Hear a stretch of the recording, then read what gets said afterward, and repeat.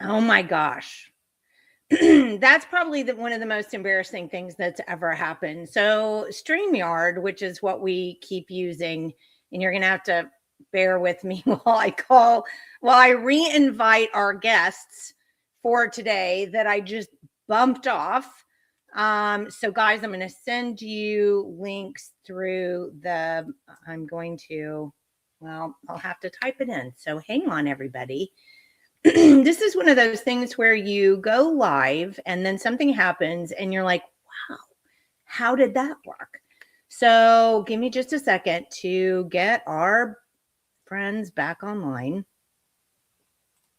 Okay, hold on. This is just hysterical. I mean, I'm not kidding. Much funnier could this be? I like sit here and type something in, which I can't even see with my.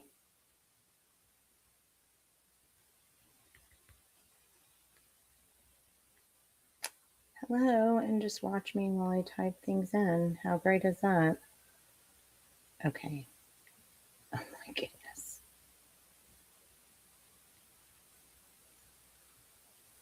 Hang on. We're getting there. It's coming.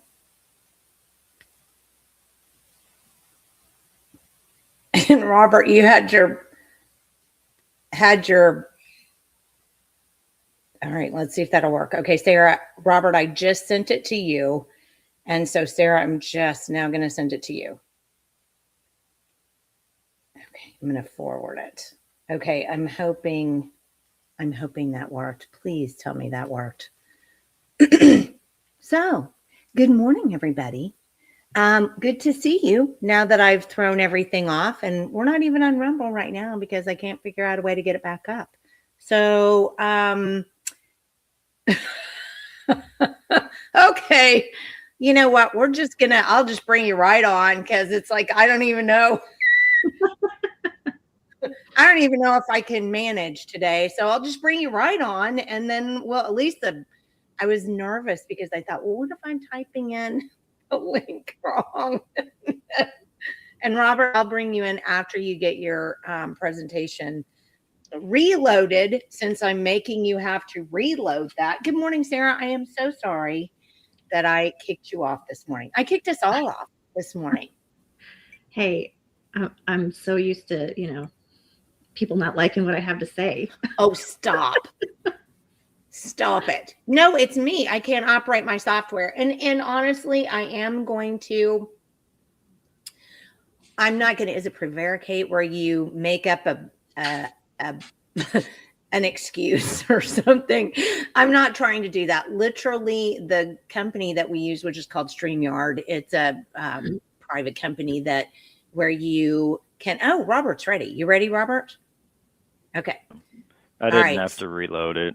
Oh, it was still on there? Mm-hmm. Wow. Well, at least that's a good thing. So the company StreamYard that we use to do, all of our broadcasting, they sold out to another company. And once they sold out to another company, it was like, voila, everything changed. And so there are some things that don't work the same way that they've worked. And if you just have that muscle memory and you go back and do it, like I just accidentally knocked us off because where the stream to pull the stream in wasn't working the way it was normally working. So I'm very sorry that happened. And once we get going, I'll see if I can pull us back up on Rumble.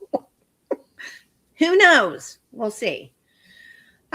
So tell me, so this morning we've got Sarah Deneui and Robert Scott, who have been my homeschooling go-tos for forever, because I just so much anymore. I don't have time to watch the legislation, and it's not that you guys do either. So I feel bad because I'm like, well, you do it because I don't have time. None of us have time, but you guys do a great job at it. And I think people tend to think, well, it's homeschooling. I have my kids in public school, and they don't pay attention to it. But Sarah, why don't you address why it's important to pay attention to homeschooling legislation, even if you don't have your kids, even if you don't homeschool your kids. I think that it's probably a good indicator of what's going on in the state, really. I think it's a good litmus test. If homeschool freedom in any capacity is being encroached upon or threatened in any capacity, then that tells us that very likely every other freedom is probably being encroached upon as well. And I don't expect a public school parent to fight like I'm going to fight on this topic. And that's okay. They probably have a lot of their own battles, but it's obviously very important. Any freedom lost is a terrible thing. Yeah, and there's 3,000 bills every session, and 1,200 of them hit with education. If you just search education in through the bills, 1,200 of them, you'll have 1,200 results. So that's a whole third. And that's just and that's just typing in education as a search. And normally what we'll do is like other means of education or homeschool, and then you still might get 20 or 30 bills to review. So, but like Sarah said, I mean, the education ones are important as well, because that's the direction that the legislature wants to see us go. And homeschoolers don't go down that same path. We have two separate paths. We end up at the same finish line, but we have two wildly different paths to get there. Wildly different. Yeah. And I found that out, my wife being homeschooled and me being public schooled, it was. Isn't that being unequally yoked? Yeah, it's pretty interesting when you look back how I always talk about my wife, because, she, through certain circumstances, she ended up homeschooling a lot of herself. She was self-taught in a lot. And then I went through the public school system and came out with like a 3.85 GPA. So you're like, oh, wow, this guy's pretty smart. But we both have similar ACT scores. We both, there was nothing, that the way she educated herself, I mean, it ended up with the same result and she was able to go to college just like I was. So not that college is important. I mean, it's just an indicator of, that these two wildly different paths can end up with the same outcome. And I think she's probably, more of a well-rounded education than I had, just meeting test scores. Scoring on a test is like the bare minimum of what you should know, I guess. So. Well, and this has always been my argument, and I think it's probably been some of yours too, that really with all the test taking we do, we're teaching kids to take a test. Oh yeah, absolutely. I mean, so really what does it matter then? Because we don't do testing like we should. If we really wanted to use testing as a growth measurement, you would give the same test at the beginning of the year that you gave at the end of the year, and you would see how far they came in their test scores. That would be the way to do it. But we don't have principals and buildings who want to take that time, because I guess they have other things to do. We talk to teachers, or maybe retired teachers or ex-teachers, and a lot of their complaints, Andrew and I were talking about this last night, about they can't teach. That's one of the major reasons they want to quit, is because they can't even be a teacher. They're a test prepper or something to that effect. And now you just have a massive system that's just cramming for tests. And I went to college and we crammed. I didn't, I learned the basics in college, but what outside of college and in my job as an engineer, it's like what I learned in college just set the foundation. But when you cram for those tests, and then you get over that hill, and it's just a data dump after you get done with that test. That's my experience. So No, it was the same way with mine too. I mean, I kind of always felt the same way. As a matter of fact, Dave and I laugh sometimes because we were like, after we graduated, do you feel like you really know more than you did when you came in? You know, yeah. you have that weird feeling. It was like, I'm not really sure I'm smarter than I started out. Ouch, that's expensive. Yeah, I know. My wallet's a whole lot lighter, Yeah. but I don't remember. I mean, it was. And then it's funny because our oldest son just graduated 2 years ago, and he walked into the kitchen one day and he goes, "It's weird. I just don't feel like I should have this degree. Like I know anything." And Dave and I looked at each other and like, still laughing. We were like, "Well, join the college club." Right. Yeah. Yeah. So, I don't know. Okay. I was going to mention this bill. You're going to mention again earlier, later. You're going to mention this bill again later when we're talking, but I wanted to throw this bill up. I would like to throw it up, actually. That was kind of a prophetic way of saying that. There's a bill that I just came onto my screen the other day through my email because I get all of these sent to my email. And you can do that too, by the way.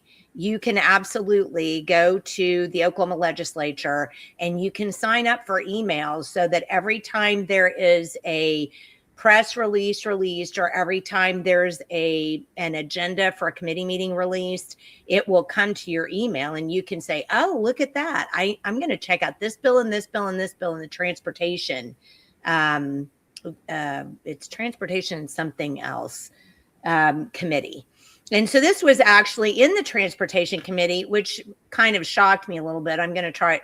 If Michael were actually on today, he would say, you need to make that screen bigger. So did that help a little? Yeah. Okay.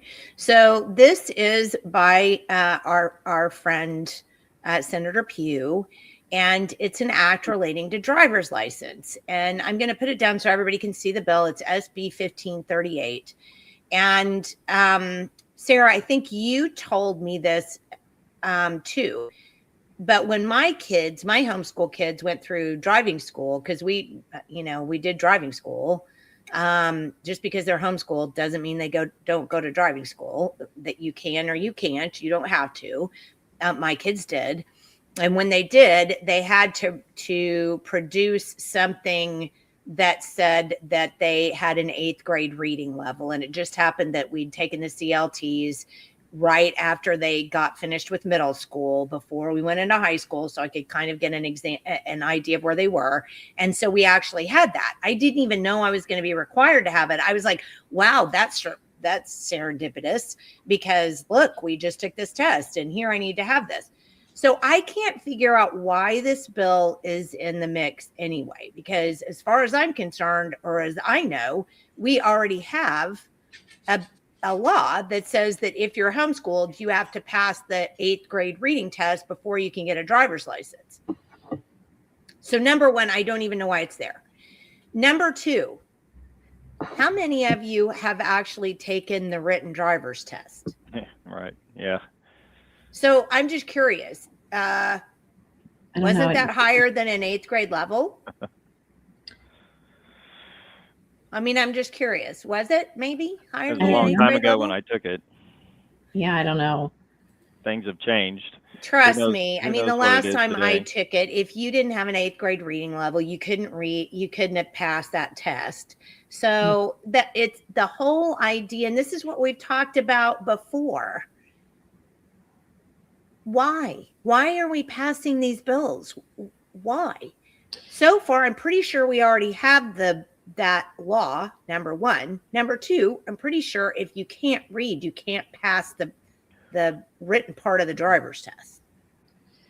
I think so I have a currently 19-year-old, and he did wait to get the license. So his process would have looked a little different than if you right at 15 and a half or, right at 16. Yeah, right. But I can only say he did not actually have to do that test. Oh, he didn't.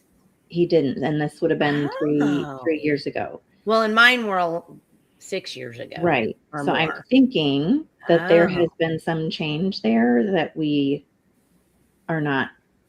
You mean they tried to give us a little freedom and take away some laws, and now we have to put them back in? Pew's ready to snatch that freedom back up. I mean, we're laughing, but it's like super not funny. I mean, Isn't that stop test? I mean, it. isn't just the written test English and I mean, I don't anyway. I didn't. I mean, all I remember from when I took the license test was you went in and you answered a multiple choice question. Maybe 15, 25 questions. I would assume you'd need an 8th grade reading level and be able to speak English to take that test. But And, Well, I and have- you need to be somewhat familiar with the content of that test. right.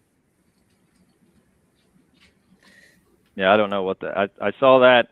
I flagged it, read it. It was interesting. So I'm not for sure what the idea behind that is.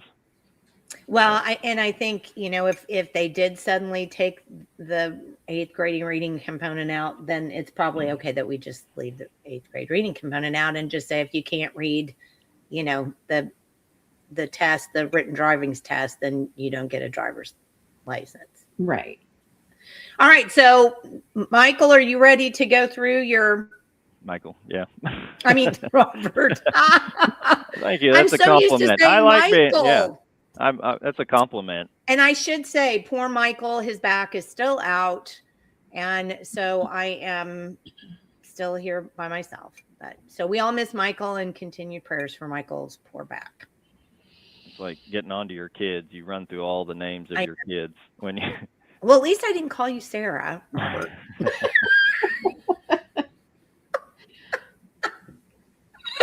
Okay, hit me. All right, let's see. I think I can run this. Yeah. Oh, Whoops. Hold on. Oh my goodness. What? All right, this isn't working for me today. I need to have my friend Michael back. Okay, now we're good. So I think we'll probably tag team this slide as we walk through it. But it's basically just a presentation to go over what we do, I guess how Sarah and I are involved, and then kind of talk about why we're doing what we do, I would assume. But I can take this one. Yeah, sure. Yeah, absolutely. So both Robert and myself and several others are part of a coalition called the Oklahoma Coalition to Protect Constitutional Homeschoolers. You can see it there on the screen. And we have one purpose, which is to reverse government funding of homeschoolers in Oklahoma. We do not ever misuse our title to support or oppose other things. Even though we might possibly all agree on other things, we just don't use the group to do other things because it's the one thing we've all agreed to come together to work on. The coalition is made up of individuals who care, co-ops that have, as a board, they've come together, or as an entire group, sometimes they've come together and discussed it. And as a whole, they do not support publicly funded homeschool. That's what it is. It's just citizens that have organized. But I will say, with Andrea, Robert's wife, really at the helm, she did a lot of work to.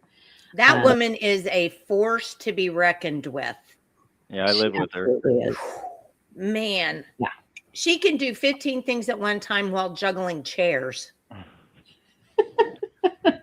That stemmed from when we were at the Capitol years ago during the school choice legislation, and I think I would say the gaslighting we were receiving from around the Capitol. And I call it gaslighting because that's kind of what created the group. Is that when we were up there advocating against funding of homeschoolers through the school choice legislation, a lot of the a lot of the phrases they were giving us was, well, it's evolved over the years, but basically the last one was, sorry, everybody wants this, homeschool, the organizations want this. We haven't had anybody, you're the first people to show up, that doesn't want this. And so that's why I think Andrea started gathering up and reaching out to these individuals and trying to find out the true story behind it. And I mean, and I'd say the reality is that's not exactly true. I think I would say the evolution of that was the voucher program was a no, and then it molded into a tax credit, and then it was like, well, maybe you kind of get sold I don't want to say a lie, but I mean, I think we'll get into the tax credit in the next slides, but I think that's really the birth of this coalition, was a group of organizations that want the money repealed from homeschoolers. Oh, I think the only thing I didn't say here, Robert, is that there is a homeschool group. And so if you're listening and you want to learn more or discuss the topic, or you have, similar ideology, just click on the link there and join the group. Yeah.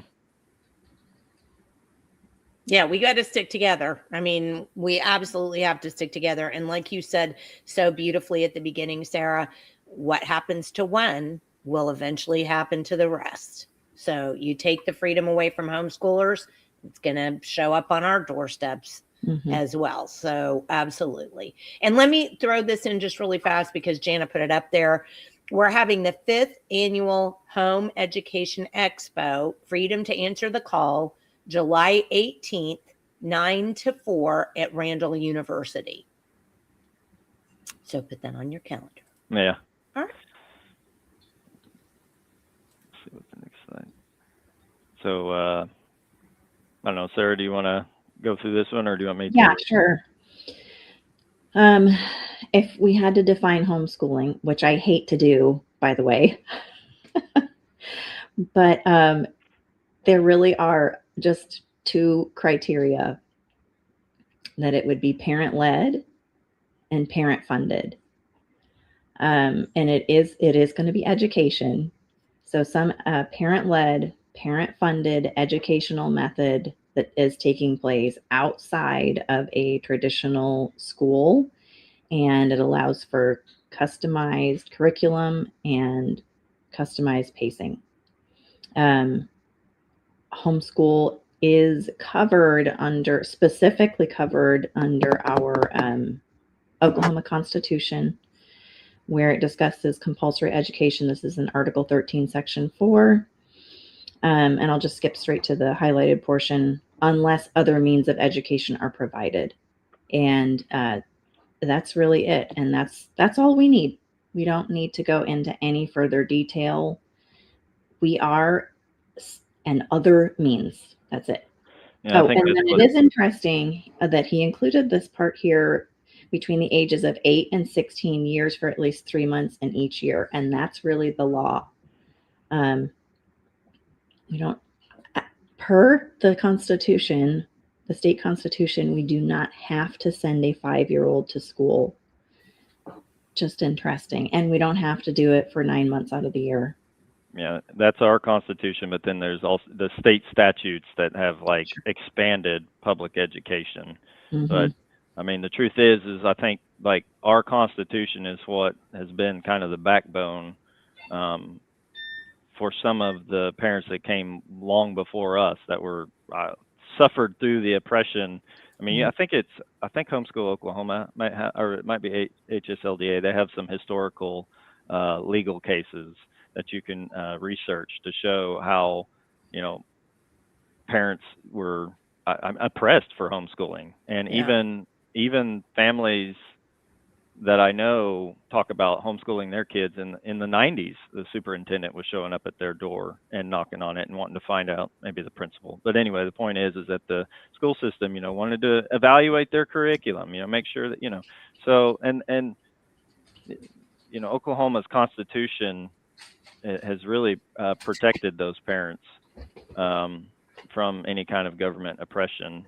And And it's important because there has been talk at the Capitol about a constitutional convention in Oklahoma, and one of the phrases I hear is that, oh, our Constitution was written by the most liberal Yeah. people in Oklahoma, and I'm thinking, maybe they were, but the mindset in 1904, whenever, anyway, the mindset back then was a lot different mindset today, a lot less government, you know, support and government handholding, and so I would be I usually say if there's going to be a constitutional convention, I want to see what it's going to look like before we Yeah. sign on to a convention Right. to rewrite our constitution, because I don't think this would stay in it. I think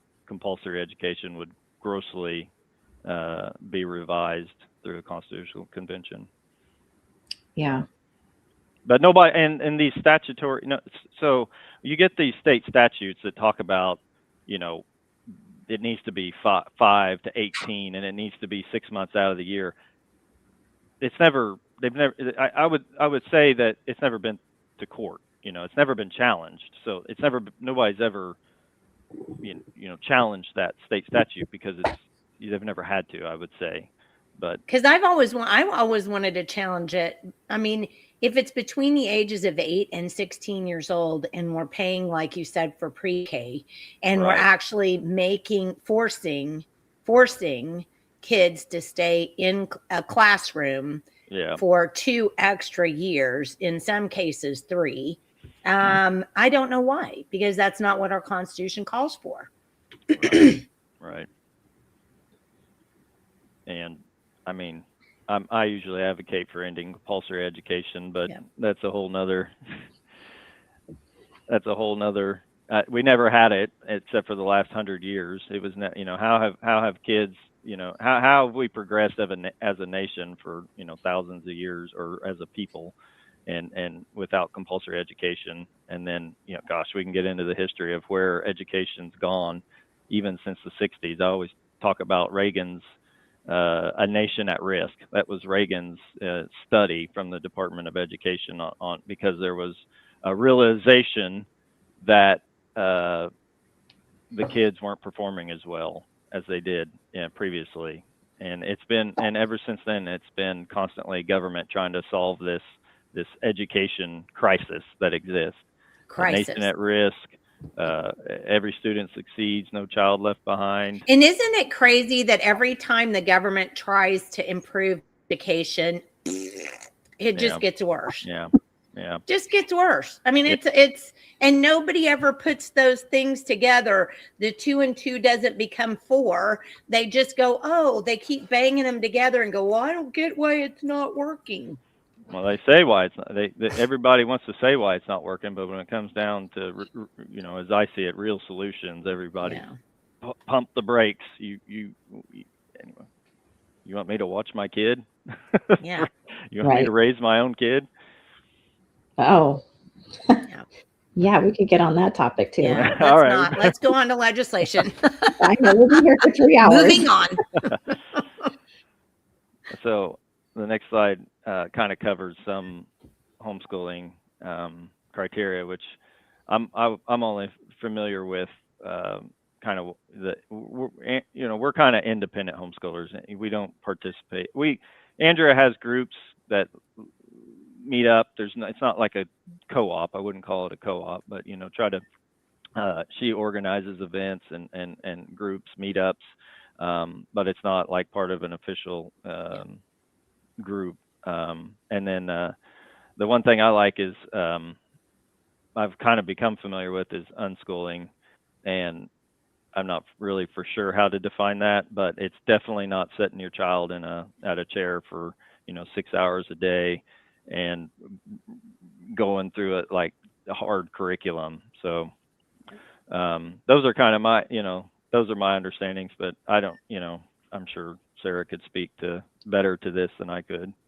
Well, I think a really good example of something that your wife organizes is a a science fair, because Oh, it that's is right. something that you do benefit from the presence of peers and being able to see someone else's project. And if you're going to invite guests, it may, might be more fun maybe for the kids to have to be able to, see lots of other family members rather than just their own family members. Although a family could absolutely set up a family science fair.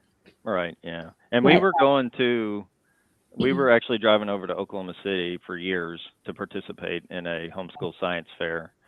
And I was complaining about that, and Andrea, and I think I shot my mouth off and said, "Well, why, we'll let you just do one here then." And then, of course, she did. So now Don't now give your she's on wife her any third. ideas. Now she's on her third.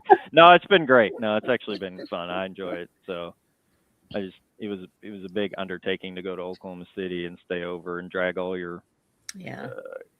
stuff over. So I mean, it's fun. It's nice to be able to, provide for Northeast Oklahoma. Be able to have something yeah, here over on this side of the state um, for the homeschoolers around. But it's open for anybody, independents, co-ops, anybody that wants to participate. So. Well, the great thing about homeschooling, just going over your slide, there are a lot of different ways to do it. And I think people sometimes, if they're not familiar with homeschooling, they get a picture in their head of what homeschooling must be, but then they don't really understand what it is. They just understand what their thought process about it is. And I think it's really great that you list all of those things on there, because people can go look those up if they don't know what that is. But there are plenty of ways to do this that don't involve the government getting in your business. And I think that's the bottom line there. yeah. And this list is not exhaustive. It's Yeah. just a few ways. Yeah. So I need to. So I think we're going to go over a bunch of a bunch of slides that cover, why, maybe the question is why should I be concerned? Because I think that's like what a lot of people say is there's why why do I need to be concerned about taking this money? Or if I take this money and strings become attached later, I'll just stop taking this money. And I think that's what these next slides are really going to try to drive home, because we get a lot of that, a lot of those comments. We see those comments. Yeah. So, oh yes. But I think the reason, like we said earlier, why we got started was the 2023, school vouchers, and we see that as an encroachment of government into this traditionally, free from government influence area. And what the school vouchers did was they give depending on your income, it's a $5,000 to $7,500 credit for private schoolers. And so that started in 2023. So, we're starting to find out more. As time goes on, you find out more. You can theorize what's going to happen based on what you've seen happen in the past, but you start to see it more and more today. Now that time has gone by, I part down there that it's being exploited by homeschoolers as like a type of co-op. And the reason I say that is because there is $1,000 per child set aside for homeschoolers, but on these, you'll see these homeschooling Facebook groups where organizations are jumping in and advertising to homeschoolers saying, "Hey, make sure you're getting your $7,500 credit." And a lot of like co-op types are submitting for that actual full amount, the $7,500. Well, but the $7,500 can only go to a private school. Yeah, so Homeschoolers only get $1,000. Sure. So define, private school. So I think that's, and that's I see what you're saying. So they're saying that if you're a homeschooler or you're in a co-op, then that co-op's a private school. Well, I see those advertised. I don't know if you've seen that as well, Sarah, but I've noticed that. A few. I have seen this. Yeah. I was trying to. They must have started the process to become accredited, is my guess, because you can accept that money if you are at least in the process of accreditation. And then I know of some of now I have like friends that take the 7,500 credit, and it's almost because they're forced to. They have like a hybrid school where they go, they meet 2 days a week, and then the other 3 days a week they're independent schooling at home, but they get the full amount. Really? And Well, see, I don't know how that can be because, like Janice says, the school has to be approved on the list for the 7,500, which I'm means that sure. they have to be accredited. So I don't know how that could happen if they're just forming a 2 or 3 a day, a week private school. That's concerning. It's just how they signed up. It's just how they.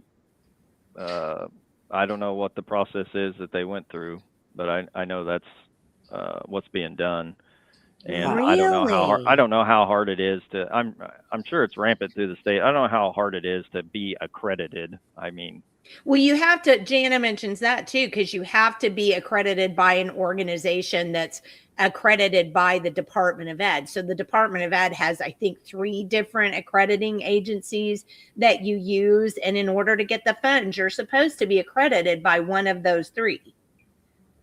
Right. and they So, and I have no doubt they are accredited. I don't know what that criteria is or what the hoops you have to go through, but I'm sure it's not that difficult to set something like that up. wow. But then that's another problem though too, Yeah. because now we have money, taxpayer dollars that are going to something that wasn't even really the intent of the legislation, right? And not even the written part of the legislation then, because it says you have to be accredited. Well, I guess you kind of look at situations like Epic, where all they called for an audit of Epic, and then all the fraud that was revealed through that system, and then now they've turned from a private organization to a public organization today. So I mean, I don't have all the explicit details. I just know what I'm Yeah. told. Yeah. That's wow. Okay. Well, let's do this. Are you going into the next slide about what? Because a lot of people say, well, it's your money. Why shouldn't you be able to get it back? Oh, well, back up, Robert. Let's go over that one real quick. That is yeah, we definitely hear that. This bill prioritizes the people who are not paying in the amount that they're getting. So it prioritizes, and understandably, it was supposed to help, and that's an opinionated word, but it was supposed to help lower income families be able to afford private school. I would just make the argument there's just some things we all can't afford. There's lots of things I can't afford that are Wait, you're not entitled to anything you want, Sarah? and it does What? not make me entitled to the thing I cannot afford, even though it's a good thing that I can't afford. But anyway, it prioritizes lower income households. So the last time I was on your show, I showed I just used like an income calculator to show, okay, well, a family making $150,000 or under, how much would they actually owe in income tax? And they don't owe enough money to get $7,500 of their own back. So if it is not their own money that they're getting back, then whose is it? The rest of ours. Yep. Well, and that's also to mention that like everybody pays for the public school system. It's not just people, so. And that's another argument I think we're all hearing probably. Well, this wrong thing, this socialist policy is already happening. So shouldn't you be okay with the continuing of socialist policy into the private education sector? I'm sorry, you just admitted that this wrong socialist policy is happening. No, I do not accept it as a solution to socialism. More socialism doesn't fix the ills of socialism. Well, didn't anybody's parents, I mean, I know I'm older, but my mother was always saying, two wrongs don't make a right. Two wrongs don't make a right. I mean, I could recite that in my sleep. It's tattooed behind my eyeballs. I mean, I never understand it when people say, well, but we do it already. Or, but we, and you're like, wait a minute, though. Just because we do it now means we have to keep doing it, even though it's not right in the first place. Can you explain that to me? I think by using that argument, they admit that it's wrong. Right. So this bill doesn't make any differentiation, though, between the one who's genuinely getting their money back. So someone who makes enough money, they're paying in a considerable amount of income tax, and so they genuinely are getting their money back. They're not going past zero, in other words. There's no differentiation here in this bill. Same thing with homeschoolers. You don't even need to be employed to get as much as $7,500 from the government. So obviously, there is some redistribution of wealth happening in this bill, or the infrastructure for it is set up. So this is one reason why this particular bill we oppose. Okay, I think I addressed that one. You can probably move on, unless Robert, you got any more to add? No, that's what they call it. They'll have like refundable tax credits and non-refundable tax credits when they make a law, and this one is a refundable tax credit, which means that no matter what you pay in state income taxes, you can go above what you pay in. You can go past a zero balance. Right. Yeah. Which is a voucher. If you pay $10,000 in state income tax, or whatever, and you have two kids, you could get, $15,000 back. So, and that's why I always say when back to the socialism point. I mean, everybody, your grandma, single people without kids, anybody that pays taxes is paying for the public school system. Yep. But all right. Whoops, skipped one. Too many. And so one thing I wanted to point out with why I should be concerned is that I don't recall any citizens or homeschooling groups like going to the government, asking for support. And I think the real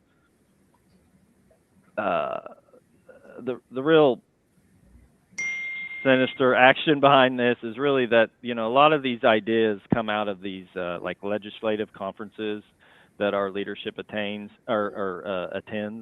and like the National Conference of State Legislators, they cover school choice. I mean, they go, our leaders, legislators, what do you want to call them? They go to these conferences in the country, and they get enlightened by what's going on in every other state.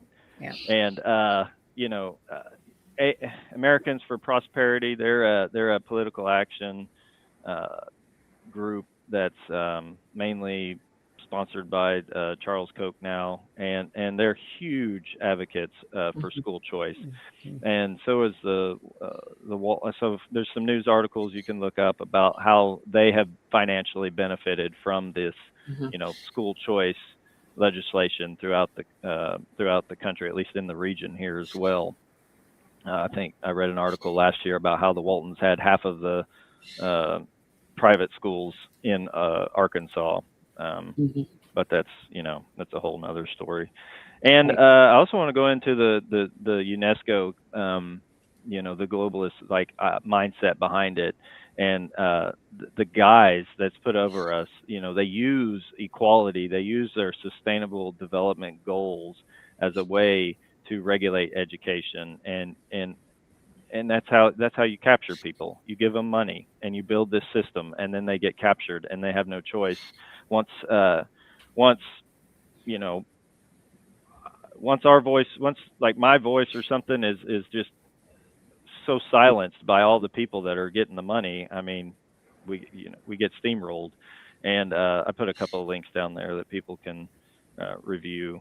Um, and these are some Well, let me throw up if articles. you don't mind, let me throw up this comment because I think it's a really great comment. My child is in private school because he can't function in a large school. We don't take the tax credit for it, but my taxes still pay for the public schools. So I see their argument, but I also don't think others should have to fund my decision. Yeah, right. So I think that's the right thinking on it. I think Gracie has the right thinking on it, but that's not the way people function anymore. Today, people function, and you hear it if you ever watch television at all. You hear it. You're entitled to a new sofa. Yeah. You're entitled to a new car. Well, I mean, you're entitled to everything now, and it's just flat not true. You're entitled to jack squat. Is what you're entitled to. Just because you take the money doesn't mean you support it. I mean, our friends that are in this hybrid co-op taking the $15,000 a year, they do not. I talk to them all the time. They do not care about the money. They said if it, because they're always joking with me, if you get school choice thrown out, we've decided we're just going to go back to homeschooling. But they're forced into it. I mean, the hybrid co-op school that they signed up for became that. It was originally $3,000 a year school that went 2 days a week, and then when school choice passed, they jacked their rates up to $7,500. Well, and here's what they did: they raised their rates.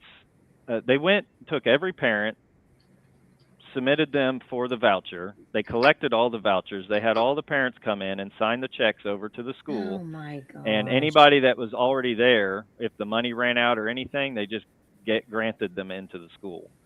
And at the same time, they gave their teachers raises. So now they can't even go back. I mean, you can't undo that. Nobody's going to give up their raise. I mean, it can't be undone. So, I don't want to. I call that like a hypocritical straw man. Is that, oh, you take tax credit, so just shut up and go away? And it's like, we're being forced into this. This is being pushed on top of us. This isn't.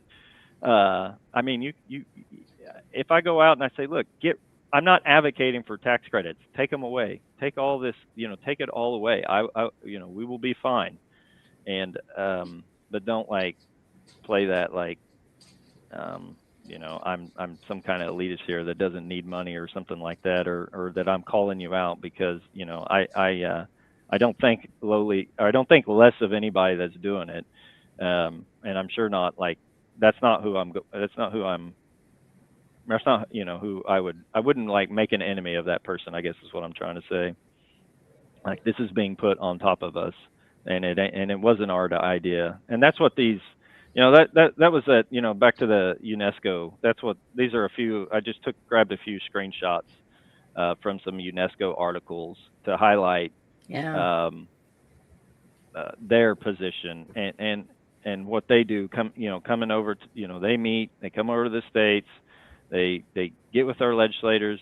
They say, oh, this is such a great idea. This is what we need to do. There's kids that aren't getting proper opportunities, and you'll see what's a quality education.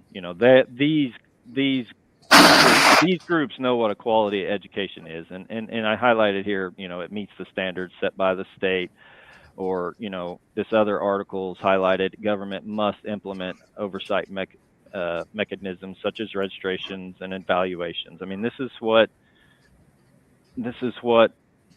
bureaucracy solutions are, but I think it's probably important to note right here while you're talking about UNESCO that UNESCO is fine with. They're all in favor of school choice policies across the country, because they understand that it is a way to implement their agenda of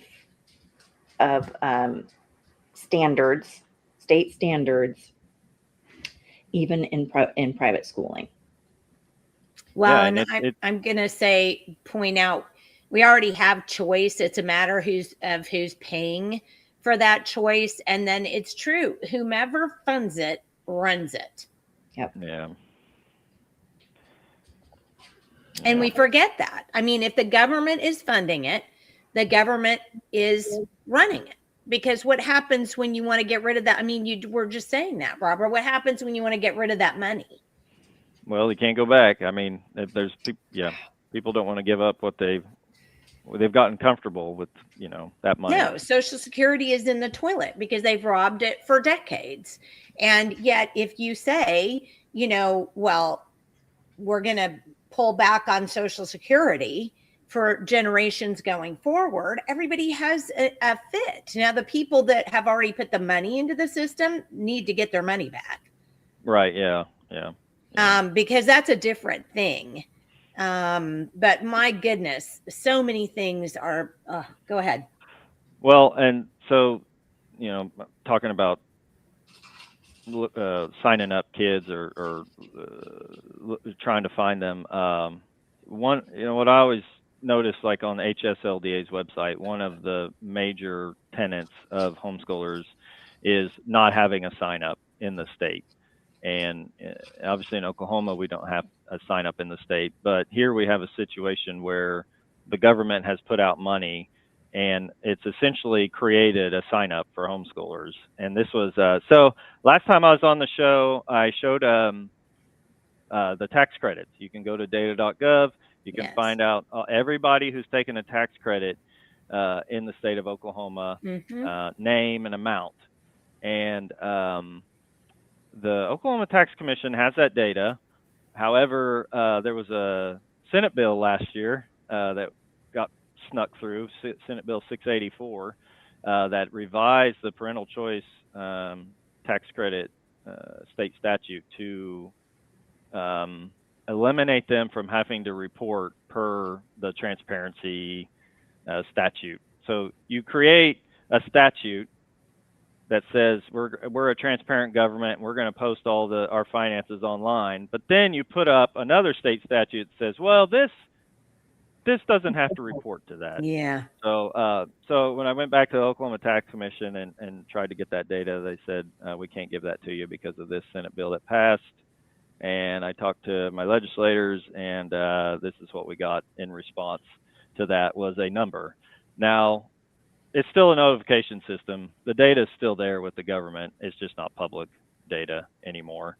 And I thought about going and doing an open records because my argument was, well, this data is not published, but it's still there, so I should be able to get it through an open records request. They didn't like that approach, but I didn't go through with it. I don't really have that much of a vested interest in going down that road. I'm more interested in just warning people, what's going on at our government. But anyway, this also shows that 2,600, 2,700 returns.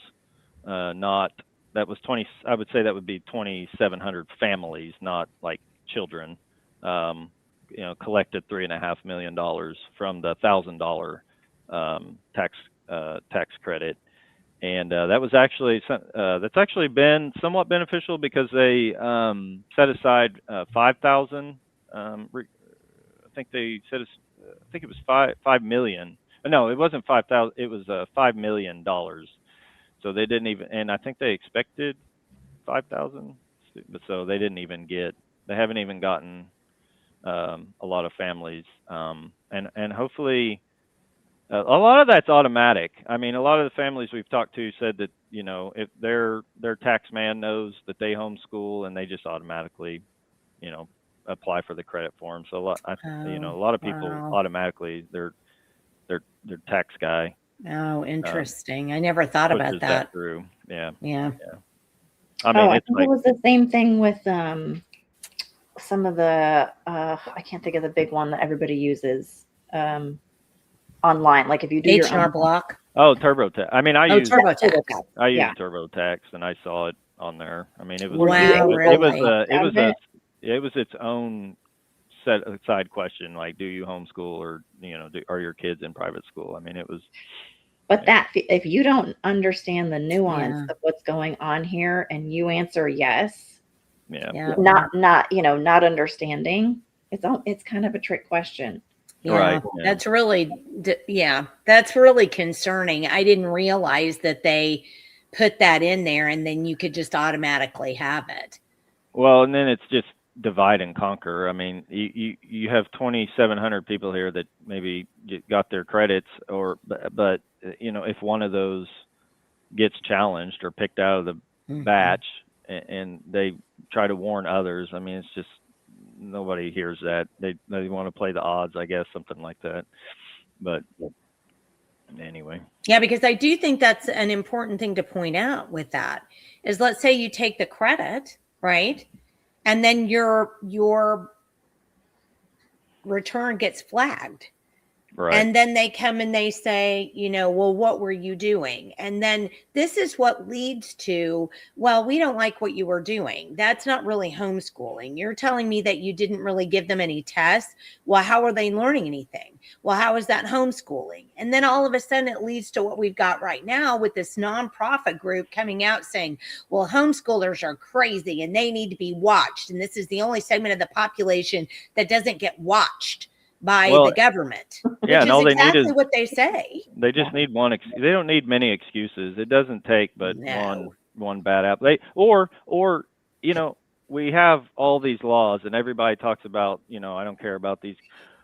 Why do I have nothing to hide? Well, I don't care about all these cameras. Yes. And my response is always, you don't even know the laws you're breaking right now. Once the Gestapo fixes their eye onto you, they'll find what laws you're breaking. So, but Yep. if I Sometimes went, movies aren't movies, and you look at Minority Report, and sometimes it makes a lot of sense. oh yeah, think about the capturing your eyes to show you to show you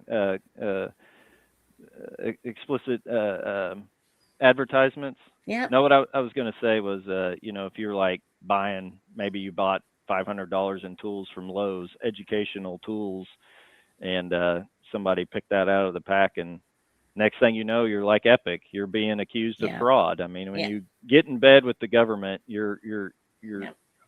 you're going to be scrutinized to the nth degree. So maybe those Lowe's tools were for a learning process in your mind, but it doesn't look good on the nightly news. So, No.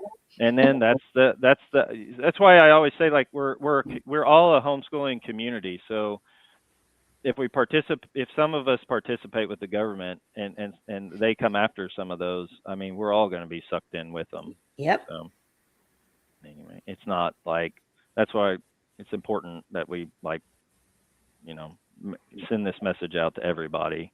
Correct. And then these last few slides are really just I it seems like all the time when you warn people about government programs and the problems with them, and they say, give me an example. What are you talking about? There's no, all of a sudden everybody knows everybody is like they have it in their mind. It's like pre-programmed that government programs are bad. But then when you start criticizing a government program, all of a sudden, well, what are you talking about? Yeah. That's nothing. Not this one. What's wrong with But this? I use that program. There's nothing wrong with that. Yeah. So I went and I just tried to like throw up. I'm if I could probably spend a long time just capturing, criticizing all the programs that are out there, and what it's truly meant for our nation. And and that is really what this highlight was. What the government funds, the government regulates, and we're all Social Security. Yes, it was a man. If you go say Social Security was voluntary, the fact checkers will say No, it was not voluntary. It was mandated. But the nuance there is that only like half of the country was eligible for Social Security because they worked in some kind of corporate style job or factory job where the government could like get into their to the small group of business leaders and peel out that Social Security tax dollars. But the rest of the country was self-employed farmers. They weren't eligible for Social Security. But later on it grew into that, and that's Wow. really all I'm trying to say here is that how a program that started for half of the country now is 90 some percent of the country is in this program. Yep. And the Wow. only way to opt out that I could find was if you are a pastor or a preacher that takes a vow of being poor, that you can opt out of Social Security. It's something like that. Because I looked at No opting. way. I actually looked at opting out just for fun, but that was the only way I could see that you could opt out. And I know the argument. I paid into Social Security. I want my money. I get that. Social Security. It takes a long time to break even for what you've paid in, Oh, well, and for sure. there's no gains or anyway. I mean, and that's not including what your employer. I mean, if you add in what your employer pays in, because if you're self-employed, you pay the full 12.5%. But um, if you work at a corp company or something, you pay 6.5 and they pay 6.5. But I don't want to spend a lot of time on that. I just wanted to show an examples of something that was, voluntary. It started out as a good help program, and it just ballooned into like everybody has to have it. Yeah, yeah, exactly. Oh, Yeah, or Hannah, that's a good yeah. example. Yeah, I this mean, one was Oh, the best one. yeah, Kindergarten was optional. and Now driver's it's like, licenses. you forgive me, your children. yeah.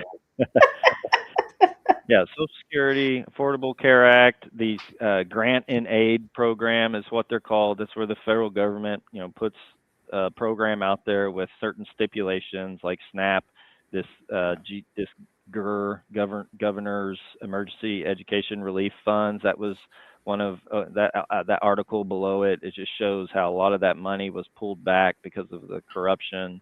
I could go into Medicare and all the waste and I can having elderly parents in Medicare and family members, not just my parents but other family members. I have observed why it's so expensive to go to the hospital and see a doctor, and it's just because of it's a jobs program. But anyway, It's whatever. a jobs program. But and then there's the public-private partnerships. I don't know if I Mm. like to mention Swadley's because they were recent, but that's a family that Oklahoma City I think is pretty intimately familiar with. I think they they their name got dragged through the mud because they made a deal with the government for the tourist the parks, the state Yes. parks, opened up the restaurants, and then here their names getting dragged through the mud in the news. Epic was it was a private government funded system that now it's public today after all the fraud that it went through. And I'm not saying I believe either way, one way or the other. I'm just saying that this is how this goes. This is how this game is played. Here's some Anything the government touch, it screws up. and then OTA, the Turnpike Authority. If you want, I don't know if you would call it a public-private partnership, but just the other day I was looking at they have the OTA has 630 miles of road in Oklahoma, and Oklahoma covers the other 12,000 miles of road, but OTA does it at like 5 times the cost of what the state does. Anyway, Because it's a I'm kind of jobs program. yeah. It was like 700,000. If you just do dollars divided by miles, it was like $700,000 a mile for the OTA, and I think $200,000 a mile for the state. anyway. Yeah, if you That's really want to get mad about that, come to the Liberty, Oklahoma conference at the end of the month, because we're going to do the OTA. We decided just the other day that on Friday night, we're going to show the OTA documentary from Pikeoff OTA. yeah, And and I've so seen it before, and it's just, it will make you so mad. so if you want to get a glimpse of where school choice is headed for homeschoolers, at least, and that's all our game. That's all our goal is to protect homeschoolers and Right. not fall into this trap, this game that's played. You know, this what philanthropic, mind government program. So I also go into these. These are some programs within Oklahoma, and I got the highlight over there over the slide of government programs, increase costs for everybody, and that's really what I'm showing here. And we've got the Oklahoma Promise, and when we get to hopefully we're not running too late. Hopefully we haven't. Hopefully we got some time for legislation, but Zip through, Robert. Come on. okay, sorry. No, that's the Oklahoma Promise, and the Oklahoma Promise affects homeschoolers, and they're always adjusting that. It always ends up Yes. on. It's always like multiple pieces of legislation are tied to the Oklahoma Promise because they're always changing that program for the limit that you have to have. Here recently, they just added teachers that are 700 or 700% over the poverty level. So if you make if you're a teacher, they're always trying to expand that program and open Yep. it up Yep. to more and more people.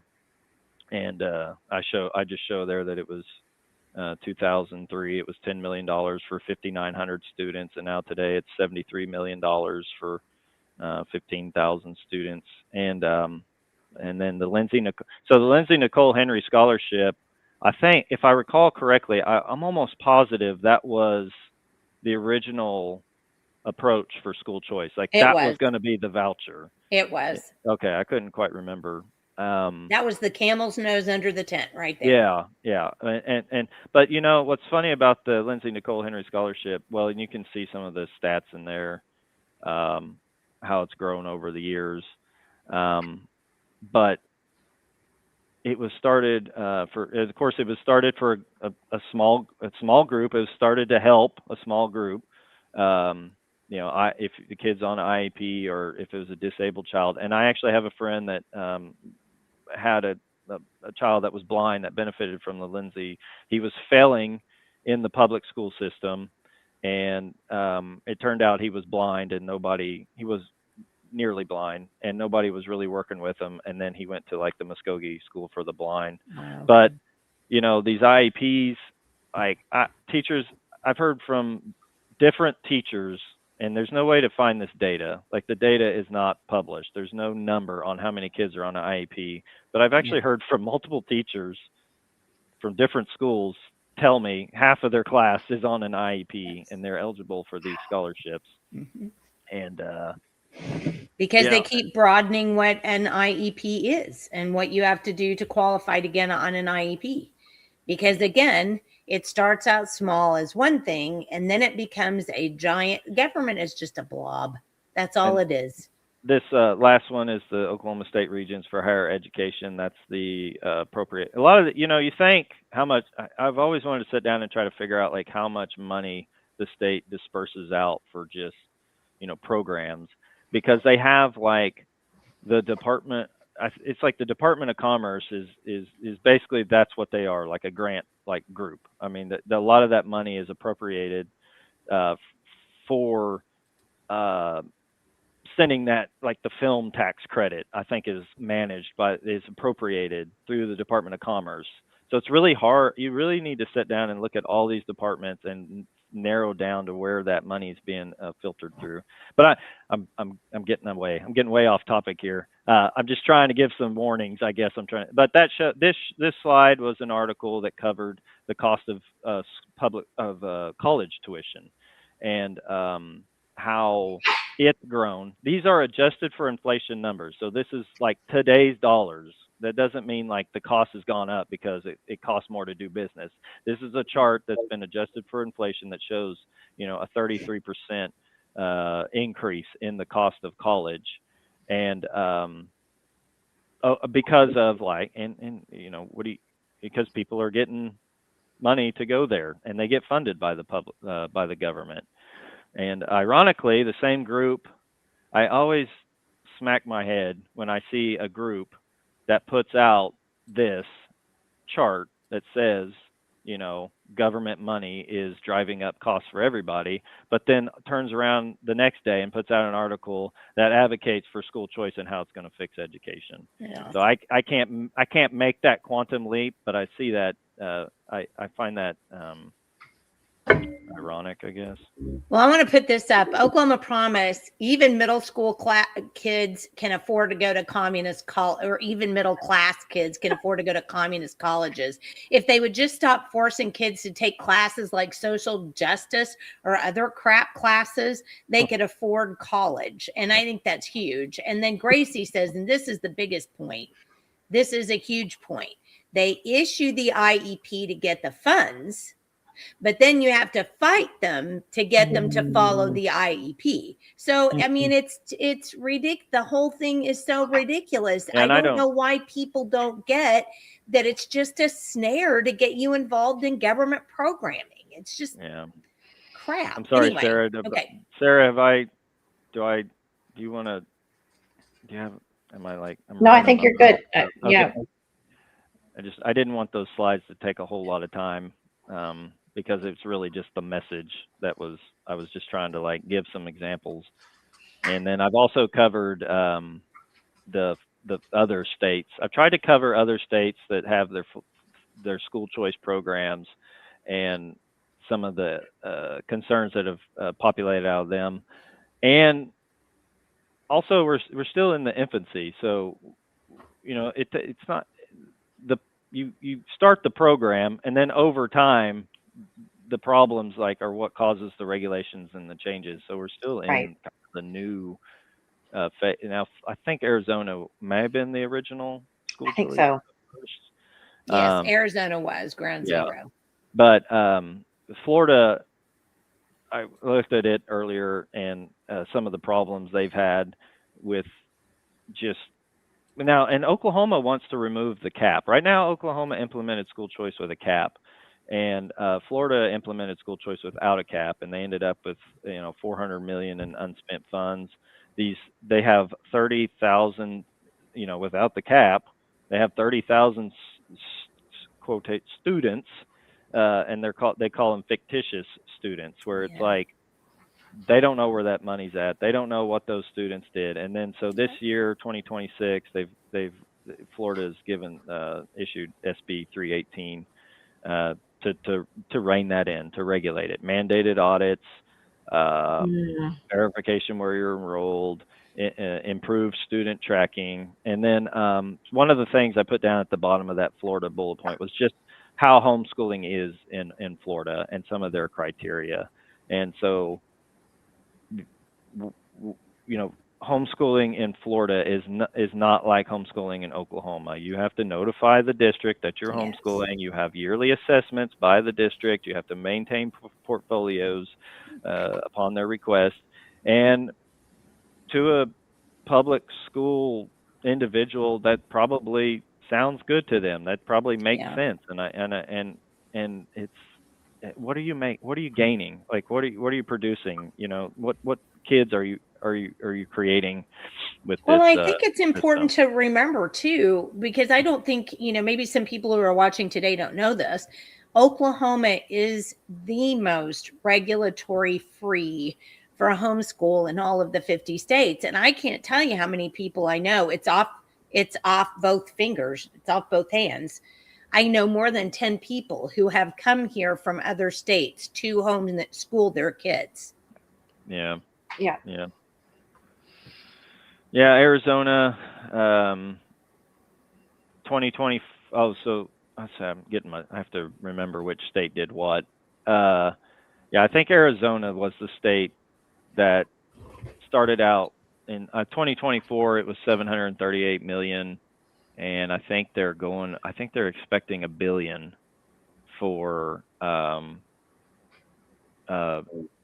school choice funds this next year. But then I also show for 2025 that it looks like they have a $15 billion budget, for their public school system, and then they're going to have to come up with another $1 billion for the school choice kids. But and that just shows that I think they also are collecting about they don't really have a cap or anything like that. They basically, and some kids can get upwards to $30,000. I saw in Arizona, but I think the average, it was 100,000 students, of which 72% of those students actually were the parents paid for the education, and those students averaged $10,000 per student. That's how their school choice. Wow. But then also looking at their homeschooling is a little more strict in that you do notify, but you also have mandated subjects like which Andrew and I talk about some of the subjects, like when we look at I remember taking like social studies and humanities, and I was always like, these are just history classes. I mean, I understand the concept of social studies and government, but like I take humanities, and it's like, well, this is just like great history. I mean, it's not like the humanities, but it's like if you read a book, you're getting read a history book, you're getting anyway. So I don't like Well, let's hit some of the legislation because we're getting down to about 120. So it's okay. I mean, but if you want to have more information on that, you can always go to rope2.org and put in homeschool and look up a bunch of the stuff that we have. Okay. So what legislation do you have that I'm assuming the red stuff is stuff you really hate. All right. So this is from last year. This is the first session of the 60th legislature. So that was last year. So we had all these bills. Now we're in 2026. We're in the second session of the 60th legislature. So all these bills that didn't get past committee last year or signed into law are still alive. And so like this I think that like a lot of these are pretty much dead from last year, a lot of them. So now that's where the next slides come through, and this is this year's bills, and the main one I highlighted was just the green one. That's our bill that we worked on. I mean, HB 1519, which has 3 sponsors now as of today. Okay. But that's the bill that is going to remove all the language for the credit for homeschoolers, but it leaves school choice intact. But one of the other thing about all these bills is that there's a lot of them geared towards the Oklahoma Promise, and since educated by other means, oh my goodness, is in that statute. That's how. That's why I start seeing that. Like that's why you start seeing it a lot. But a lot of the OK Promise bills are really just to add, like change the income threshold. I think they changed it to I think it was like 100,000. I saw one this year was like if you made anyway, and that might have been like the teachers. They're starting to get the public education staff into the program, into the OK Promise program. So let's see. All right. So read the bill numbers because I can't read them. Read the bill numbers in red that you hate. Yes. Well, HB 1255 came in, and I haven't gone through a lot of these, but HB 1255 is from Strom, and it's a carryover from last year, which is the one he released to mandate testing if you take the school choice money. So it's technically still alive, but it didn't go anywhere last year. Okay. Between private and Oh, so data. There's a lot of the Democrats and some Republicans are always issuing bills. So this HB 1395, there's a lot like that where they're trying to um, aggregate data better from the school choice money, like how it's being spent, who's getting what, and they kind of the Oklahoma Tax Commission is keeping that. Um, they are publishing that data. Um, I thought this was interesting. HB 1408, Public School Dropout Act. Basically, that one was flagged because it includes homeschoolers, and that's basically Okay. that's not really too relevant, but it does allow schools not to keep record of who's dropping out. Like it's making an option. That's not really important to me. What's 1469? Amend school choice law to determine. Yeah, that's more funding, cleanup. There's HB 1519 that we like. This is and then HB 2088. That's the Tim Tebow bill that carried over from last year. And there's Okay. actually another. There's like so this one they had an interim study that Representative Kane did, and this one probably won't go anywhere. But I noticed this year they put out a bill that was like a Tim Tebow-like bill. They just didn't label it Tim Tebow, but all the concepts of students participating in sport, the public school sports is there. Well, And explain why it's bad for a homeschool student to be involved in public school sports. well, Robert, is I that mean, one on your next slide so you can have the bill number pulled up while you're talking Oh, about good. it? I thought I saw it in here. I don't have which one, the Tim Tebow style? The Townley Oh, one. Townley. I have it. I'll find it while you're talking. Well, again, how a lot of this criteria to participate in the school system means that you have to have, passing grades. You have to meet the criteria that the schools established to participate in these activities, whether it be sports or any other extracurricular activities. And so when you enable children to participate, they will be sucked into this program and have to abide by those rules. And so now you're basically co-parenting with the government at that point. You're letting them tell you how to operate. And there are homeschooling sports groups out there, like in over here in the Tulsa area, we have the Oh, there are Noah lots Jag. of them. Yeah. Yeah, and then I know, and they're listed on like Homeschool Oklahoma. I think keeps a list of like I think they have like the OKC Broncos. Maybe I can't quite remember over in Oklahoma City. Now I know that I mean we did the Noah Jags for a while. We had our kids doing that, and it's a competitive sports league and they do actually they have their own team and they will play for the youth. I don't know how it does when it gets older, but we're not beholden to any public schools specifications on our education to participate. So now Tim Tebow, he was from Florida, and I kind of went over some of the homeschooling requirements in Florida. So it seems to make sense over there because with the criteria they have, it works in Florida. But Well, isn't it interesting, don't you think, that there are 50 states and that Jefferson called each of them a crucible for investigation or a crucible for what was the term he used?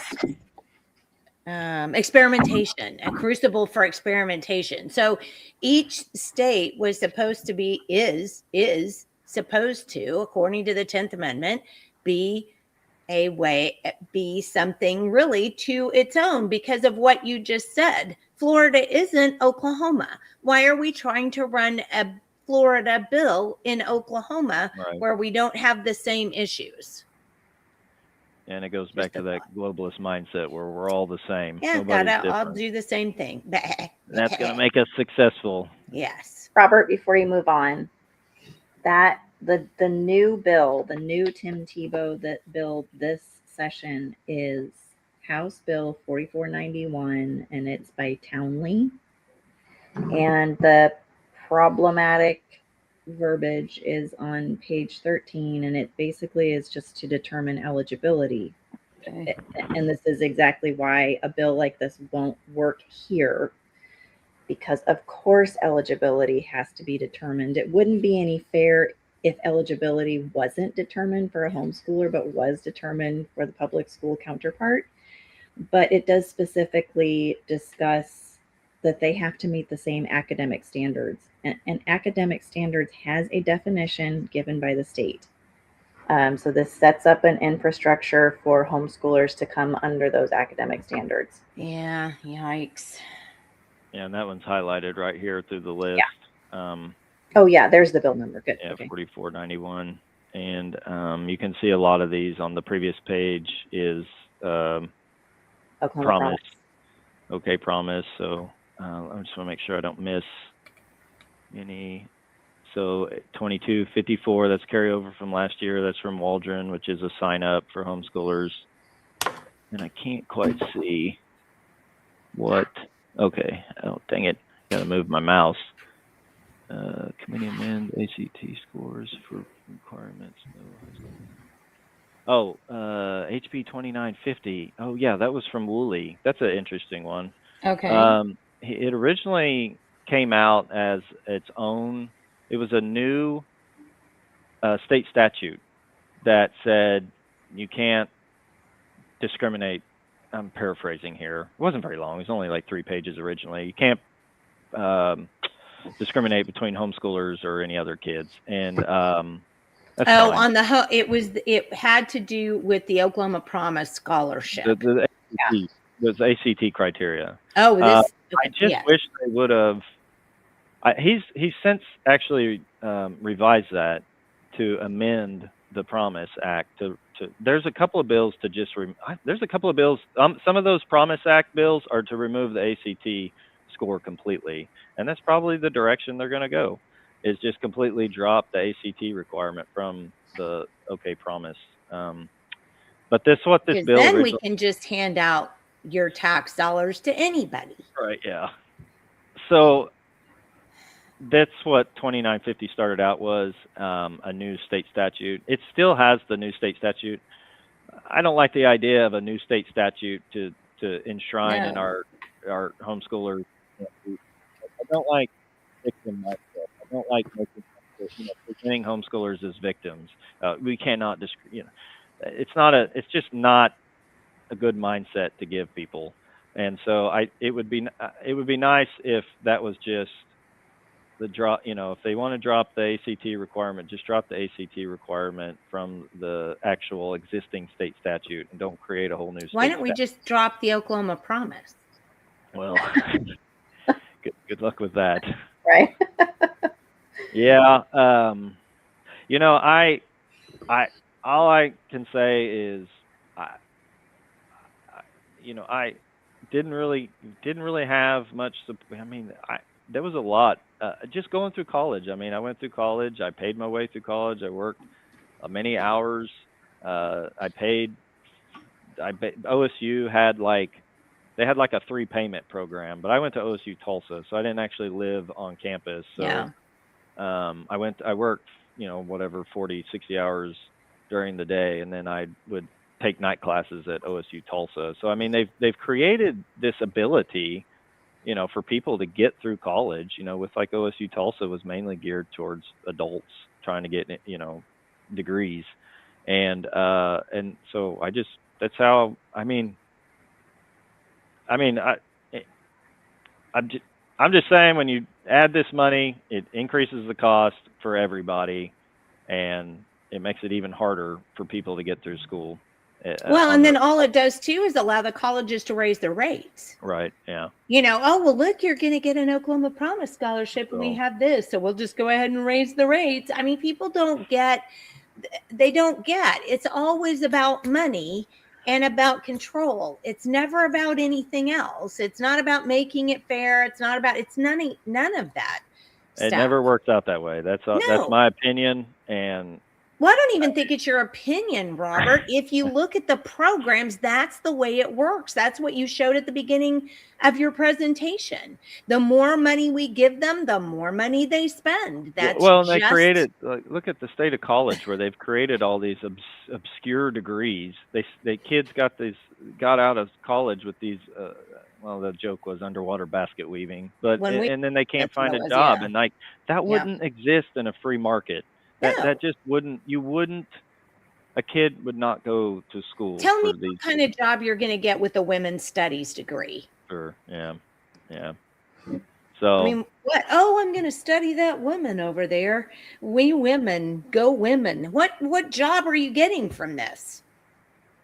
You know, I will never forget. I was in the post office. I was in the post office one day, and I was listening to a couple of there was a girl who was in the line before me and a girl who came in behind me, and she saw the girl in front of me and said, "Oh my gosh, Susie, how are you? I haven't seen you in so long.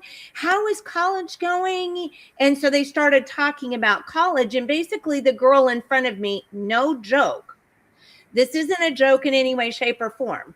Basically, the girl in front of me informed the girl behind me that because of the fact that she'd taken out so many student loans and she couldn't find a job in the obscure degree that she had gotten, she was Right. just doubling down and getting more student loans to get a master's degree so that she could then find a job to pay. I mean, now you've got these kids going in this loop. Well, now I have to get a degree to be able to pay off the student loans, but I can't pay off my student loans in that degree. So I'm going to go get another degree to get some more student loans that I can't pay off because I can't get. I mean, think on this.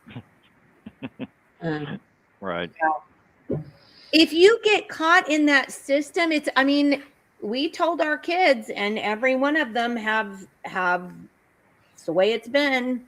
Yeah, I had run into You're a friend from high responsible school. for your college education. We're not paying for it. If you want to do it, you're going to have to work and put yourself through it. So my oldest son, my husband and I almost hate him because he put himself through school and is now making more money than we ever made starting out. We were like, there's a rebate for your homeschooling that you need to be paying us. Good for him. Yeah. But it's true. And kids could be doing this. And a lot of the kids that are out there screaming right now, I can't find a job. Number one, you're not going to get a job in underwater basket weaving or women's studies. So that's your problem, nobody else's. Except I would also say that you've got a bunch of liberals in the colleges completely not advising students properly at all. So maybe you as a student should take it upon yourself to go out to the intrawebs that you use for Instagram and Snapchat and see if you can't find something about a degree that's actually going to help you bring in some money. So that's number one. But number two, stop getting student loans. Right. Stop it. Don't tell me you can't afford to go to school. Everybody can. Okay, so you work a part-time job that gives you enough money to be able to just barely eke it by and then go to college. But see, a lot of people too, and I've noticed this, and I'm curious to know your take on this. You know, our kids, we always said, you have to put yourself through school, but you live with us. And then that way you don't have to pay for all of the nonsense the college is going to make you pay for. You can stay at home, but you have to be working and in school. And that's the job. And so they've done that, but it totally helped them because they weren't having to pay these expenses that well, I've got to move out and I have to do this. Well, maybe, you know what? You suck it up, kiddo, and you stay with your parents until you can do that. And you know what, parents? Suck it up and keep your kids at home so that you can help them get through college and get out not being in debt. And that just puts them so much further ahead. So I'm admonishing everybody today.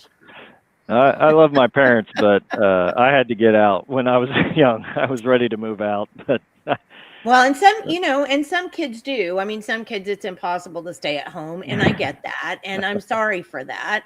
And it's, it would be good if you could move into a little commune and help No, each other. my parents were awesome, but I was just, I just wanted to. That was just my drive to get out, not be under the thumb of the rules of living in a under my parents. But no other reason than that. I agree, Jenny. Keep them at home as long as they can. I have a 19-year-old at home. He's Yeah, in school. yeah. I have a 20, I beat you. I have a 21-year-old at home. But they're probably working and in school. He's working in school, yes. Yeah. Yes. And it's kind of been a frustration for us too, because he works for, a big giant food business, and they around Christmas, work. But then after Christmas in January, they're like, sorry, we don't need you. Sorry, we don't need you. Sorry, we don't need. And then you're like, but wait a minute. I had a contract with you. So for a certain amount of hours a week, and now you're not giving those to me. So, I mean, that's another problem for kids too. They get screwed over by these big companies who, have a profit margin they have to make, and they don't give a crap about their employees. So, Yeah. it's tough. Let me put in something really one second. So Tanya says, the expectation that you can dip your toe into the public school system in any way as a homeschooling family and not be subjected to public schooling regulations, and the attempt to further regulate homeschooling as a whole is unrealistic. Homeschooling families must stay out of the public school system. Autonomy is the root of original homeschooling. And so all three of us give her a round of applause. Very well said, Tanya. Yeah. Yeah. And I'm glad to hear people talking like that. And even when you get into it's nice to see more people speaking up in that regard, even online, and not just being the lone voice, warning families. There's a lot of people that get that. So I think the attitude has changed, or at least is changing. All you have to do is look at what happened during COVID. Why people don't see that what the government funds, the government will control. We fund this. Your kids go there. We take your money and we force you to fund this system. But if you put your kids in there, we're going to mask them. We're going to make it almost impossible for them not to get a vaccine. We're gonna. I mean, why? I don't get There it. was a dip in public school. I remember during COVID, there was a dip in the public school registration the next year, and a lot of them had left the system to go into like a homeschooling or a setting. And the problem is that you can't. There's more to the criteria to be a homeschooler. It is the parent-led aspect of it, and some of these co-ops can. I mean, I got to criticize parents. I mean, they call them like daycare drop-off parents, and they adversely impact the success of a homeschooling co-op. So I've been told. And being a homeschooler parent is like being way more involved with your children, and then that's kind of the problem with the public school system, is that the parents really aren't involved, as it's more of a system where the school, I don't know, maybe the school is really pushed out of the parents.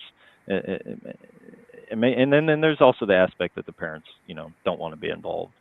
They have been fed this idea. Abdicated their responsibility. Yeah. But anyway, a couple more. This was actually I grabbed this. I saw this one, the SB 1322, which I don't. All these bills are bad. All right, all the bills are bad. There's only like two. Everything could be thrown out. Only two I like is the only two that I would consider green is like reducing government by removing homeschoolers from the tax credit. Right. And this one right here was unique in that it actually adds responsibility on a agency, DHS. And so that's the abuse neglect reporting. And that's I like that Well, one because give us that one. What is it? Because I that's the can. one that supports criteria for when you can't have anonymous. That eliminates the anonymous reporting, basically. And what bill number is that? SB 1322. It's actually by Dana Prieto. Okay. Some of y'all might have heard. Somebody might know him. I don't know that anybody on here knows him. But it adds actually. I don't know if you've seen this one, Sarah, or read through it. Yeah. But it actually adds some other criteria to the DHS collection. Okay, good. So we need when they SB 1322 and HB 1519 are ones that we need to get done, because honestly, there are so many crap ones. I mean, I don't even want to write them down. I'd prefer to just go, look, these are the only two we like. Well, I mean, yeah, I would say everything else, just throw it out and let's just remove homeschooler. Let's reduce the size of government. Let's reduce spending and add more requirements on the DHS. No, or do away with DHS. Let's not get into that though. So I thought, now this one is kind of interesting. HB 4224. This was from Kennedy, and it's a state. I call it the State ID Act, and buried in that is the Chris homeschoolers. Kennedy. Yeah, you're okay. buddy. Yeah, that one's interesting to me because it's basically giving free, non-compliant real ID identifications to not just everybody, like kids and homeschoolers. Oh, I saw that. Homeschoolers are in there too. And, when I read that, my immediate thought was Kendall, Senator Secchieri's recent revelation about Service Oklahoma uploading all of our non-compliant real IDs to the AMVA database. So here we are, a driver's license, which is a license to drive, which you can't get unless you pass a reading test, apparently. Now we're going to give free non-compliant real IDs. They call them real IDs compliant or real IDs non-compliant. So that's kind of the lingo they use in the state statutes to refer to that non-star. Well, I think it's really important to have something at your fingertips, like former Representative Jason Murphy's guide to the legislation from 2025. Because if you look at that, he rated the House of Representatives, and Chris Kennedy and two other people got an actual 0 on conservative legislation. So I think when you examine anything that Representative Kennedy would write in that light, it would probably be bad. I mean, bad for people who want freedom, and yes. Well, and again, it's like a driver's license. It's a something that started so that we could be able to drive on the roads, is now used to identify us and exist. A piece of a way to know who's here, know who we are. Well, it's always the bad actors that get us into trouble, because think about it. What's a driver's license really for? It's identification. Oh, yeah, absolutely. Right. Yeah. And so because people will do fraudulent things, people need to know who you are. Right. So it's always the bad actors. You could drive without having a driver's license. I actually know of people who do that, drive without a driver's license. But unless you're doing something bad, they don't pick you up. So we had to have a driver's license because people were doing bad things when they were driving, right? I mean, it's ridiculous. We never, ever, ever as human beings, and I'm not even going to say in this country because it's a human being thing. We never, ever as human beings put the onus on the actual problem. We always have to punish a whole group of people to get the one person who's causing the problem. I don't know what that is in human nature, but it seems to be the only reason we have people sitting in chairs at 23rd and Lincoln today. Right. Yeah. create a SB 1340 is that's the one I was talking about, raising the income Okay. for the promise. So now it's like 100, depending on how many children you have, your income, if you have an income like less than 100 to 120, and that was by Pew. And then those other okay promises are, I guess I'm getting towards the end. Okay. So a lot of okay promises. Dusty Deaver's bill. I mean, Dusty Deavers pulled this bill last year, he said. I mean, he wasn't advocating for it, but this was his SB 247. I mean, technically it's still out there from the first session. But he said he wasn't after he got Hammered. well, okay. Discussion. I don't think he was, going forward with this one. But that created the ESA, program for Oklahoma. Basically, everybody gets $6,000. Every child gets $6,000 to do with what they please. Yeah. And I think we just went through the whole presentation to cover why that's a bad idea. Yeah. And this last one, SB 1975 by Senator McIntosh is this one's interesting. I don't have bad, good, or neutral. I just wanted to highlight it so I didn't miss it during the presentation. But that one is the AP exam for all, and it's kind of interesting. I've been doing I tried to do a little research on this, and I would like to have more research and discussion on it. But basically, it allows the school district to make the advanced placement exam available to every student, or I think it was student in the school district that resides in that school district. So it is attempting to get, allow homeschoolers to do that. And from what I can tell, so like when I went to college, you take the ACT, and that score is what the colleges get you in. Now, like homeschoolers do a lot of concurrent enrollment for college. They'll start taking college classes at 16, and we're starting to look at that for our oldest son. So the AP, I've always heard of AP classes. I guess I guess I wasn't an AP guy, but from what I've gained from the AP exam is that the public schools offer an AP class, and then at the end of it, you take an AP exam, and those are used to like give you a leg up with colleges. Like, hey, I took, this is my portfolio for going to college, and the AP exam is administered by the public school system. And I think that's the idea, is that parents want their kids to have that AP exam on the portfolio. I mean, there's lots of homeschool students that, go to Ivy League schools, go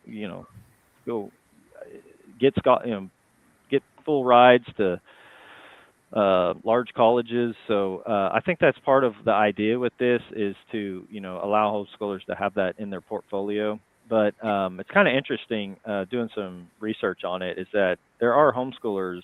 I mean, you can just go. You don't have. I think the problem here is that you don't have to take the class. You go do a study pack. You go to study.com, take some practice tests like you would for the ACT, and then you go take the AP exam at the public school, and now you've got something to add to your portfolio for college. Me personally, if you don't explicitly allow homeschoolers, I can see this being passed, and the schools are like, no, you're not gonna, you're not gonna go, you're not gonna we're not gonna allow. I just don't see how without. Anyway, I think the idea. Okay, well, let me enlighten you on a couple of things, maybe. So AP exam, there's not a general AP exam, unless this has happened in the last 2 years.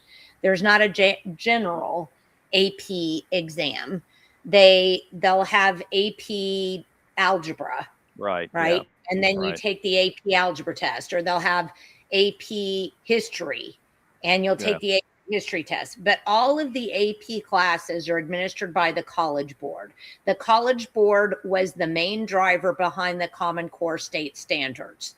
The College Board is a very liberal, the questions are even liberal. I had a kid who took them and was like, Mom, did you know this was on the AP test? And I was like, well, you got to figure, right? So that's a problem. Then the other problem, obviously, as you alluded to, comes into, well, if you're going to have to take them through the school, voila, now you're a homeschooler that has some kind of public school registration, which takes me back to what Fonda Jackson said about if you're a homeschooler, stay away from the public school, right? And then I had one other thought about that was, oh yeah, there is a new test. It's not even new. It's been out 10 years, I think now. It's called the CLT, the College Learning Test. And the CLT is a privately owned organization that does not have any of the government tie-ins that other testing companies have. And CLT is something that homeschoolers use a lot. You can take it actually online now, which does concern me a little bit, but you can also take them, they'll rent a space and you can, like in a church, for example, that's how my kids took it, was the CLT rented a space.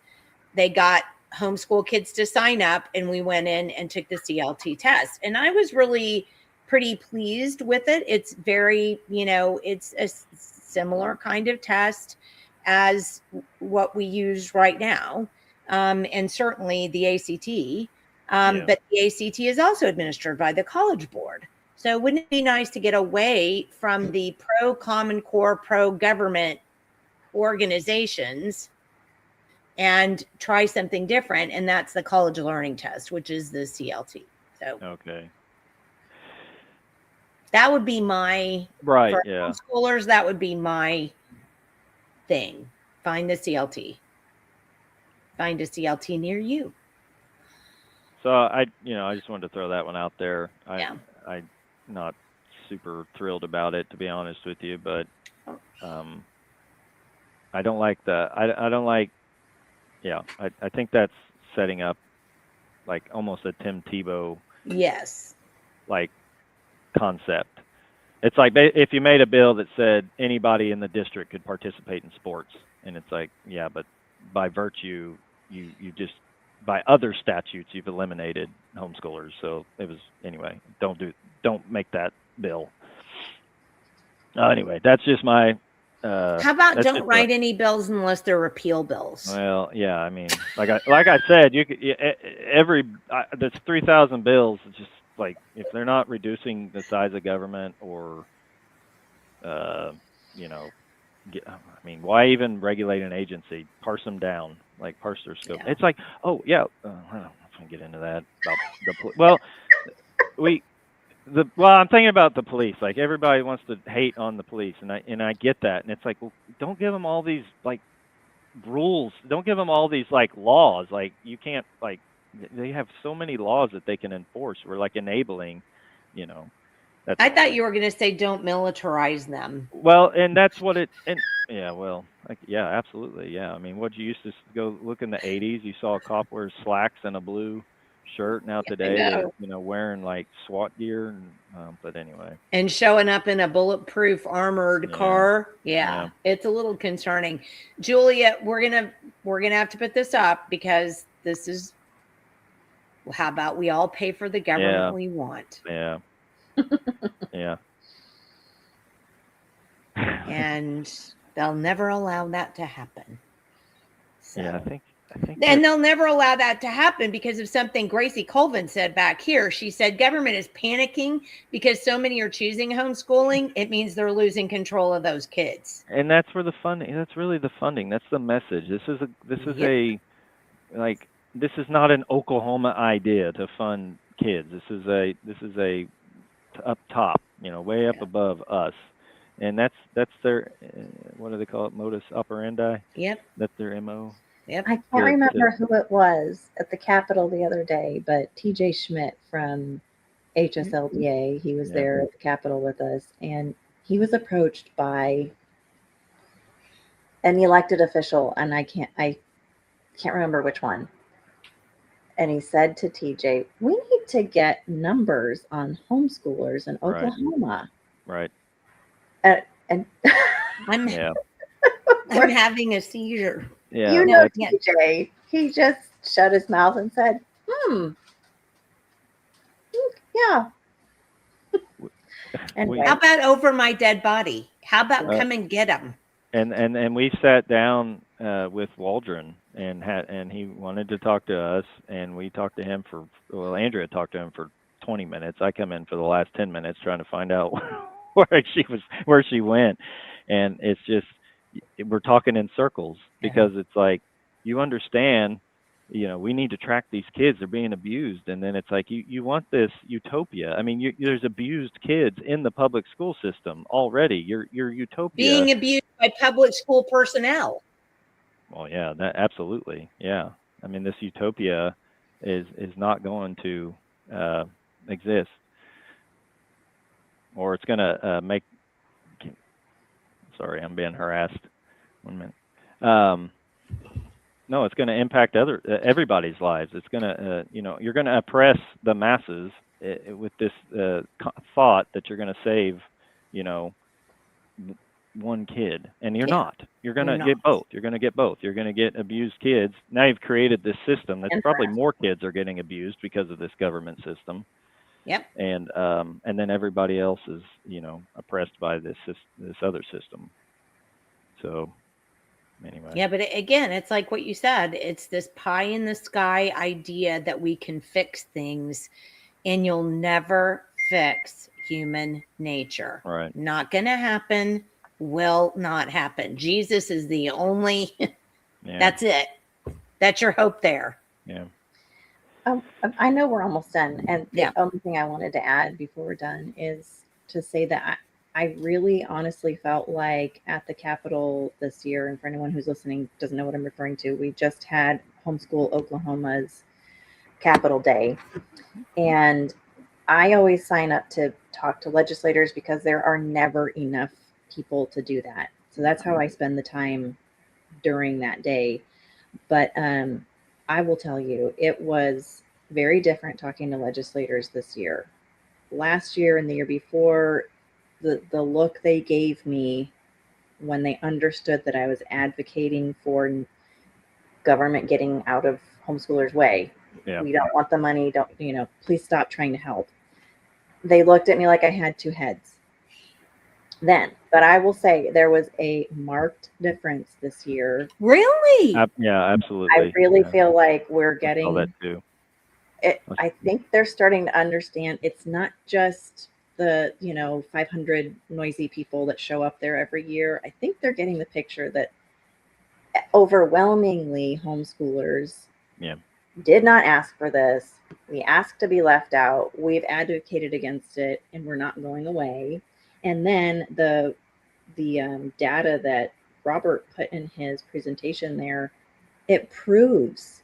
So it was available to many, many more people than 5,000, and they couldn't even sell it to us. So overwhelmingly, we've rejected it. But anyway, I just wanted to say I really did think that there was much more acceptance for our position. Well, I'm so glad you said that, because I have been concerned about that, because as government grows, it just, like I said, it's like the blob. It just eats everything in its way. So I'm very glad to hear about that, because, well, we won't go into that, but because we're running late.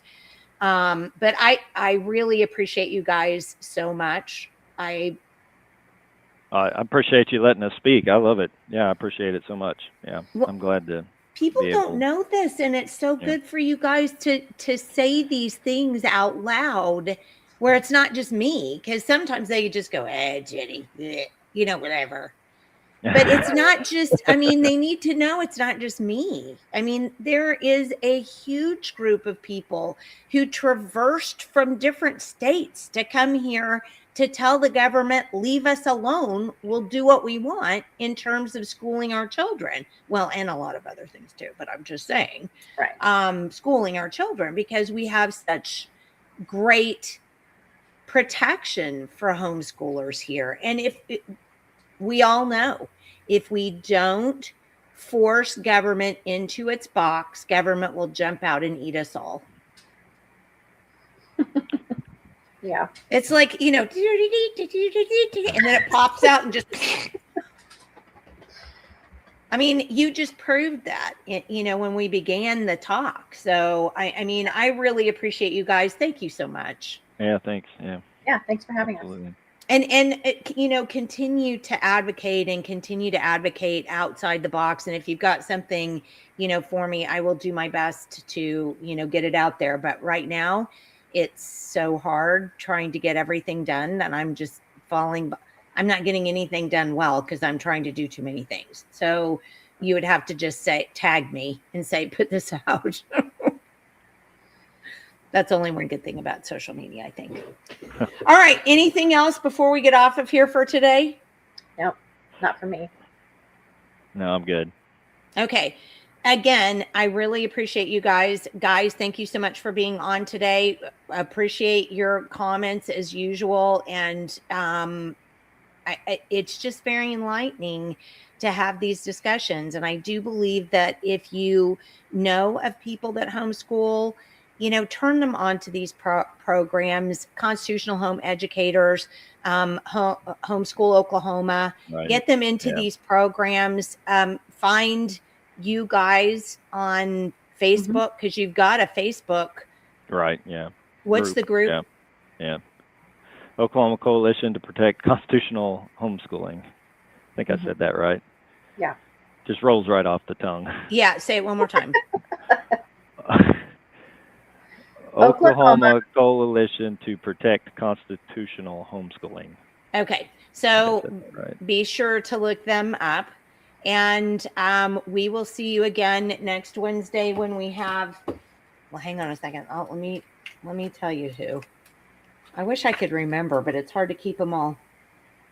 Okay, so next Wednesday, we're going to have a guy who's going to talk about an organization that he created after having to have some surgery and taking some opioid medication. And his organization is called Seeds of Vice. You can look that up. He's going to be on with us on Wednesday. And then on Wednesday at 1:00, we're going to have a special that you're going to want to stay tuned for. Everybody's going to want to. Because we all hear of the horror stories that happen when government imposes something on people and doesn't think even 15 minutes about what they were doing.